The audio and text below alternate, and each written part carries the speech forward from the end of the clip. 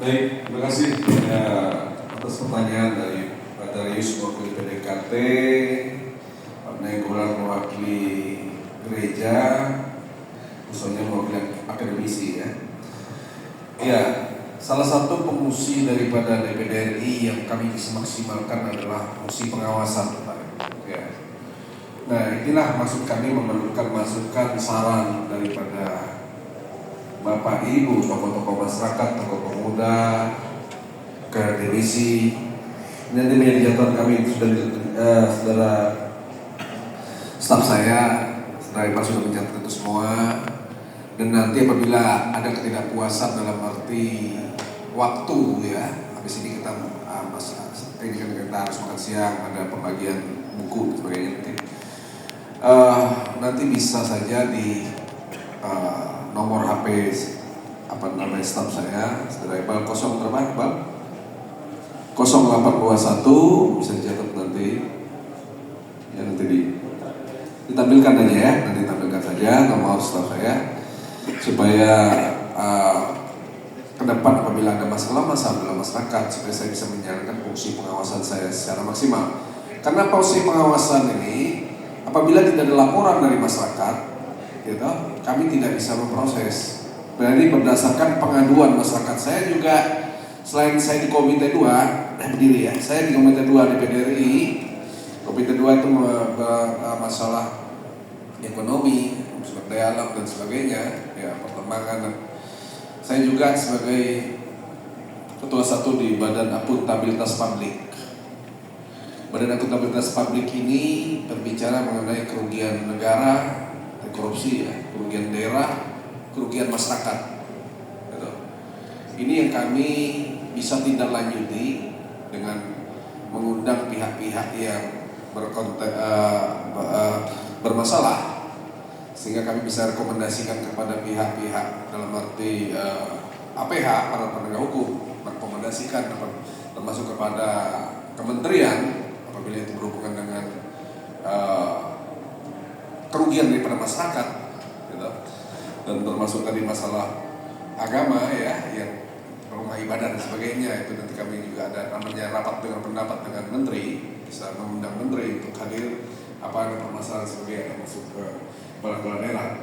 Jadi intinya masalah korupsi, narkoba nanti terima kasih masukan Pak Darius, kita catat ini, kita tampung ya. Karena pada saat ini fungsi kami tidak menjawab secara langsung banyak ya, tapi karena waktu kan cukup panjang kalau kita menjawab, tapi kami tampung dan ini menjadi bahan referensi kami ketika kami akan rapat dengan kementerian yang ada nantinya, termasuk dengan rapat paripurna kami. Materi-materi ini akan kami sampaikan dari masukan-masukan masyarakat. Ya masalah itu Pak Darius, narkoba dan sebagainya dari Pak Nainggolan tadi gimana cara mengatasi korupsi. Korupsi ini berarti dimulai dari diri sendiri, Pak. Ya, tentunya diperlukan juga tokoh-tokoh tokoh agama, tokoh masyarakat. Maka dalam hal ini saya mengundang ini hanya tokoh-tokoh yang ada, tokoh agama, tokoh masyarakat, tokoh adat, ya, ketua-ketua organisasi. Kalau saya undang semuanya, ya nanti saya akan korupsi juga nanti, Pak. Karena tidak mampu membiayai terlalu banyak itu nanti, Pak. Otomatis pusing juga otak saya kalau hadir ribuan juga. Jadi terbatas pun undangan ini ya. Kita konsekuensi salah satu ada kos. Oleh sebab itu mohon izin, mohon maaf apabila saya tidak bisa mengundang semuanya, ya karena juga tergantung masalah kos Pak Pendeta ya. Kita ada keterbatasan. Tetapi intinya masukan-masukan ini Pak, kalau masalah mengatasi korupsi tinggal dari kemauan kita sendiri. Bagaimana mengatasi itu? Tentunya kadang-kadang permasalahan seperti Ahok bilang, gaji kita di negara ini kecil, sehingga dia mau mengubah bagaimana gaji itu besar, tapi ketika mereka melakukan korupsi nanti hukumannya berat, itu yang bilang. Tapi kondisi bayangkan saja, saya nggak perlu juga di sini. Tapi kalau dibandingkan dengan luar negeri, gaji kita sangat minim ya, dibandingkan dengan luar negeri. Di sana, di luar negeri itu dosen mungkin bisa ratusan juta, sementara di sini dosen berapa bosanya gaji pokoknya? Dosen gajinya?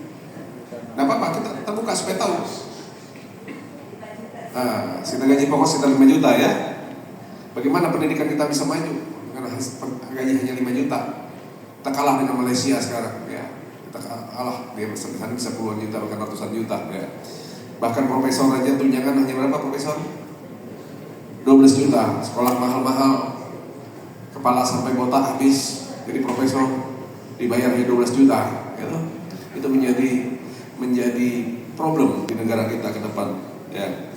Itu masalahnya. Kemudian alam tadi ya Pak, ini salah satu fungsi saya di Komite 2 menanggulangi banyaknya tambang ilegal. Itu salah satu yang membuat bukan hanya tambang ilegal, tambang yang bersifat koridoran maupun yang resmi pun banyak berakibat pada kondisi alam.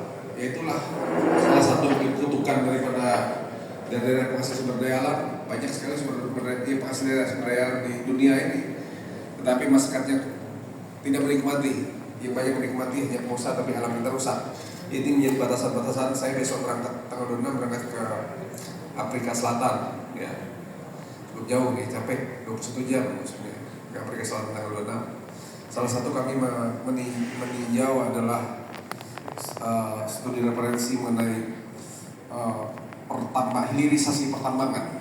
Jadi kita di negara kita ini kan kita ambil batu bara langsung jual ke luar negeri, tidak ada hilirisasinya.